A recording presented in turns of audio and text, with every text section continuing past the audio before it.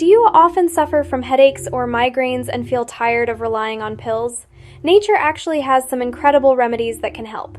And before we begin, if you've ever wanted to grow your own healing herbs right at home, the Medicinal Garden Kit is the perfect choice. It comes with everything you need to start your very own herbal garden, and I've added the link for you in the description below. Now, let's talk about some powerful medicinal plants for headaches and migraines. Peppermint is one of the most popular options. Its menthol content relaxes muscles and eases pain. Simply applying diluted peppermint oil on your temples or sipping peppermint tea can bring quick relief. Another amazing plant is Feverfew, known as a natural migraine fighter. It reduces inflammation and helps prevent the widening of blood vessels in the brain, which is a major migraine trigger.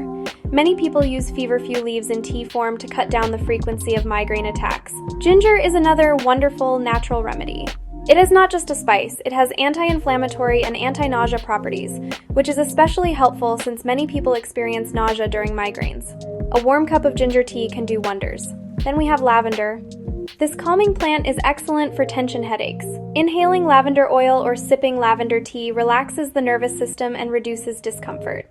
Finally, willow bark, often called nature's aspirin, has been used for centuries for its pain-relieving salicin content and works well for headaches. So, the next time a headache strikes, instead of immediately reaching for synthetic medicines, why not give nature a chance? And the best part is that you can grow many of these herbs right at home with the Medicinal Garden Kit. It includes seeds, instructions, and everything you need to start your own home apothecary. Check the link in the description below and start your journey toward natural healing today. Don't forget to like this video, share it with friends, and subscribe for more natural health tips. See you in the next one.